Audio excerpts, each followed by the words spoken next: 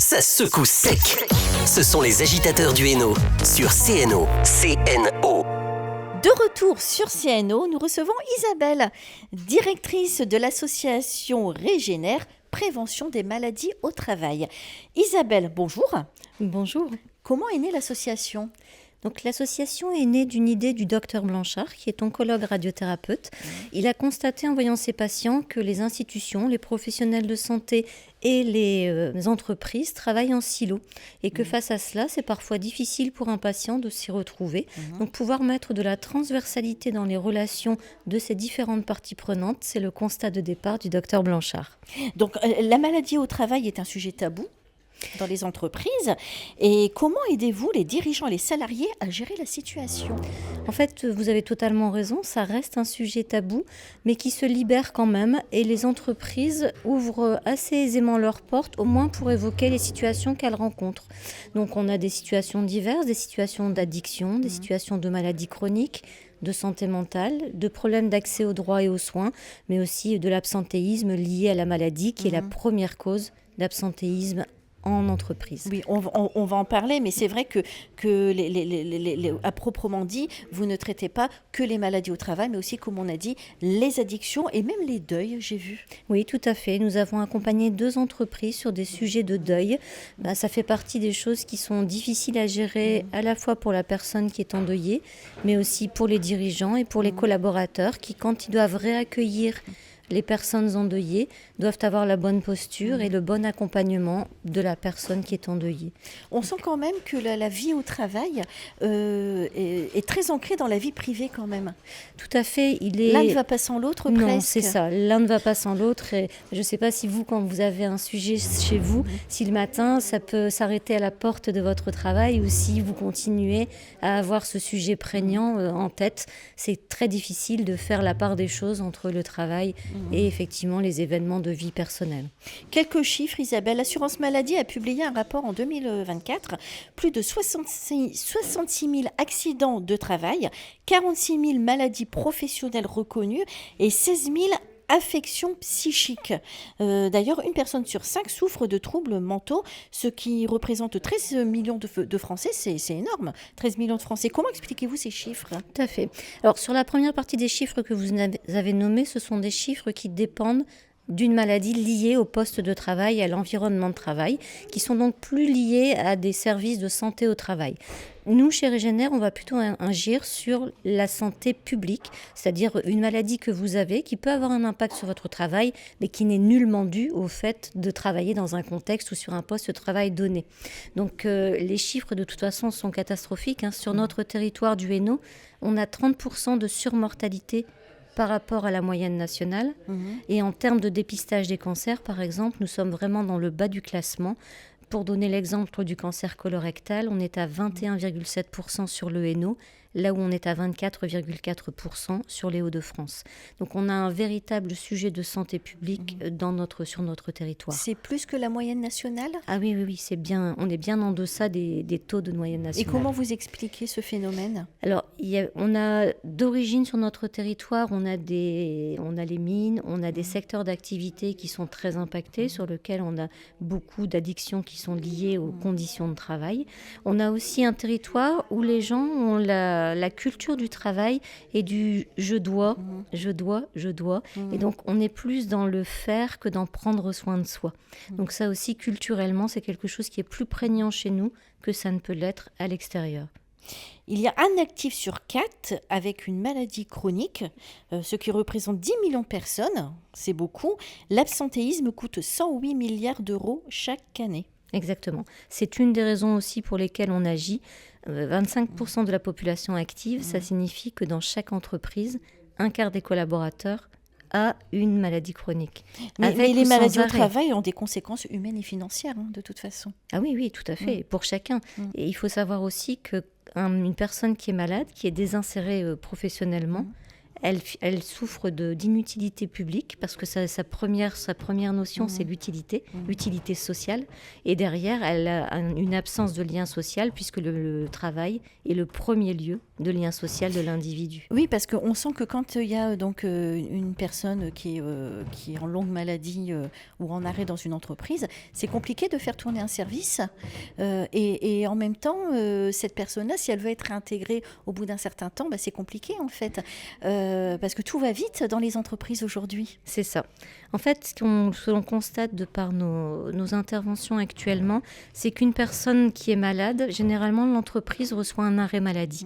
Donc il n'y a pas forcément d'échange, de communication entre la personne malade et l'entreprise. Et l'entreprise, elle doit s'adapter. Et elle va recevoir peut-être un autre arrêt maladie le mois suivant, etc., jusqu'à ce que la personne revienne.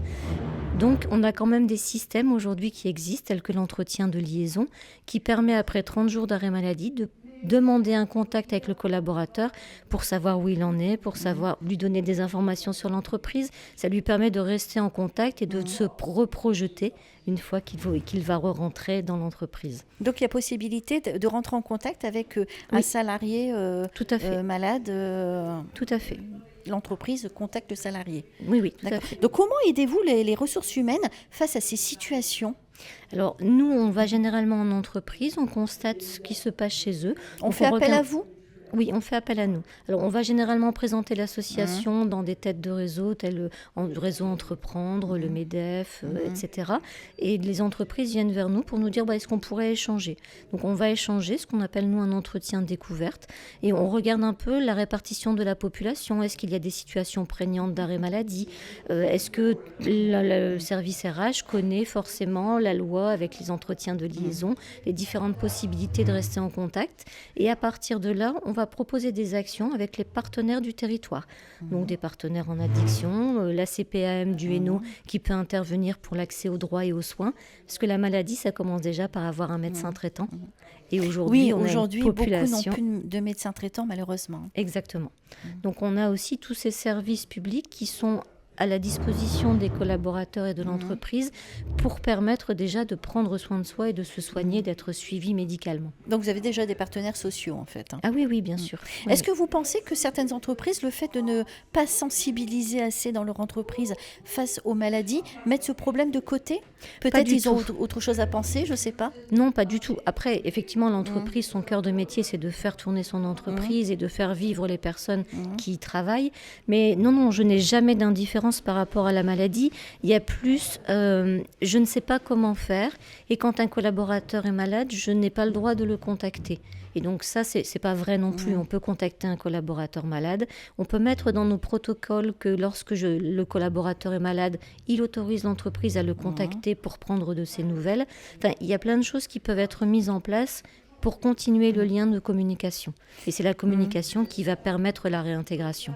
Il y a aussi la prévention des risques. On peut prévenir une entreprise qui travaille par exemple avec des produits chimiques ou autres. Il y a possibilité de se protéger. Mais aussi la surcharge de travail aussi. On peut prévenir aussi certaines maladies dans les entreprises. Fait. Donc pour revenir comme tout à l'heure sur par exemple les risques liés au travail, ça appartient vraiment au service de santé au travail. Donc chez nous, on a Prévenot qui gère très bien cela avec les entreprises dès lors qu'elles sont informées et qu'elles font leur visite en entreprise. Et Prévenot est d'ailleurs partenaire avec nous, on travaille en collaboration.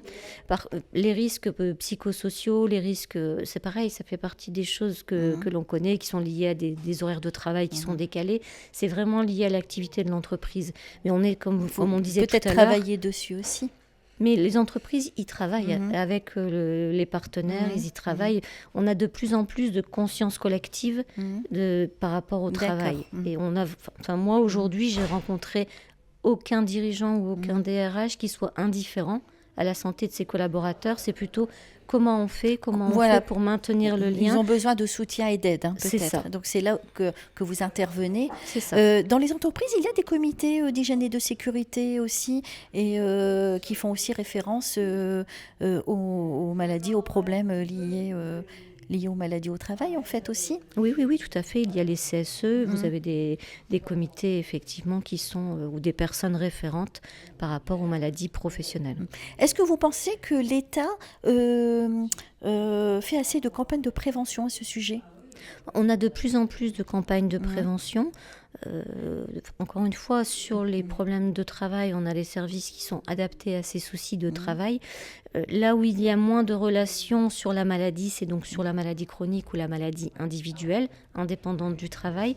Et là, il y a beaucoup moins de relations, beaucoup moins de choses qui sont faites. Un peu comme on aurait l'écologie qui est entrée depuis quelques années dans la RSE et dans les protocoles. La maladie en entreprise, c'est quelque chose qui s'ancre petit à petit. Donc vous mettez en place des ateliers, des formations dans les entreprises. C'est ça. Vous pouvez nous expliquer en quoi ça consiste ?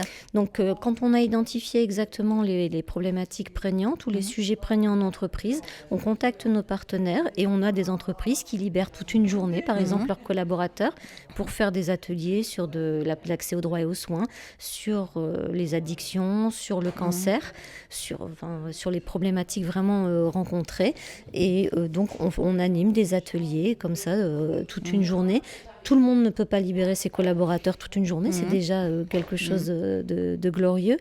Et donc, on peut aussi intervenir ponctuellement sur 3/4 d'heure, sur 1 heure, sur un sujet prégnant, ou accompagner à mettre en place un plan stratégique de long terme pour éviter d'avoir des actions ponctuelles, mais plutôt d'avoir des actions marquées dans le temps qui correspondent à une vraie réalité des collaborateurs.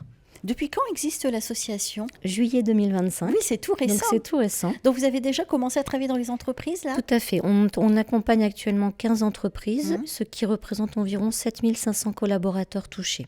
Donc vous travaillez sur le territoire de Valenciennes ou... On travaille sur le territoire du Grand Hainaut, donc Valenciennes, la Mandinois, la CAPH, la CAVM, le Cambrésis et la Vénois aussi. D'accord. Mais on peut se déplacer aussi ailleurs en France. Enfin, les lois sont des lois françaises. Oui, partout, Voilà. c'est possible.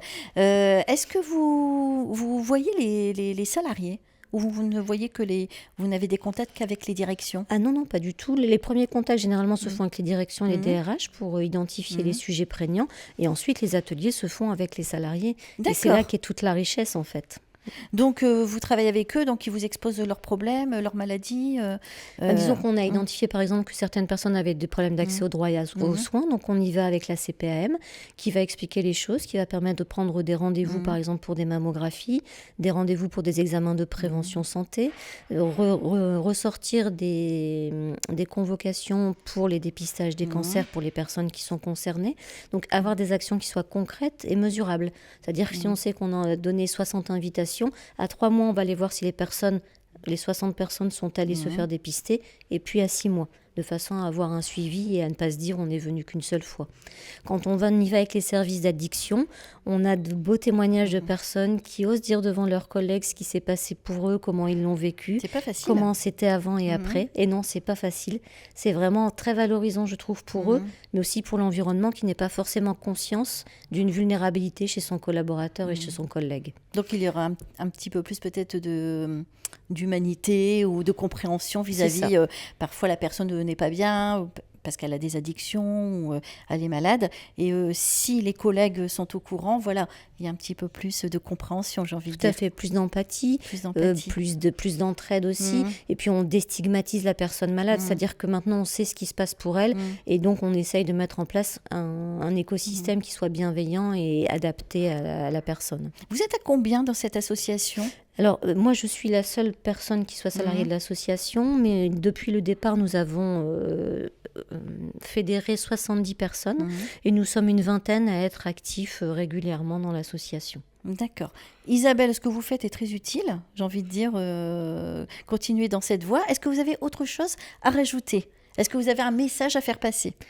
Que c'est important de prendre soin de soi, qu'on est, comme on le disait tout à l'heure, pas forcément une région où on prend soin de soi parce qu'on est des battants et qu'il y a aussi un sentiment de culpabilité. Il faut savoir que la personne qui est malade, elle se sent coupable d'être malade. Et cette culpabilité, elle agit beaucoup sur son comportement et sur la façon de réintégrer. Et ça, on le retrouve systématiquement, tout comme l'entreprise peut se sentir coupable de ne pas accompagner. Donc, c'est vraiment aller démocratiser la santé et faire en sorte que sur notre territoire, on ait des chiffres qui soient bien meilleurs et qui soient utiles à tout un chacun. Et comment on peut vous contacter ? Donc, vous pouvez nous contacter soit par LinkedIn. Mes coordonnées, je peux vous les laisser. Vous pouvez les communiquer aussi aux personnes qui nous écoutent. Et l'association, donc c'est Régénère. Vous pouvez nous m'appeler au 06 19 59 84 18 et vous pouvez aussi m'envoyer un mail sur isabelle@regenerare.fr. Vous intervenez aussi bien dans les entreprises privées que publiques. Ah oui, aussi bien public que privé. Oui. Merci beaucoup Isabelle et bonne Avec continuation. plaisir. Merci à vous. Les agitateurs du Hainaut est rediffusé le dimanche entre 22h et 23h. Vous avez la possibilité de nous suivre sur Facebook Live et YouTube Live. Retour du réveil en rire, présenté par Patrick jusque 13h sur CNO. Ça secoue sec. Ce sont les agitateurs du Hainaut sur CNO. CNO.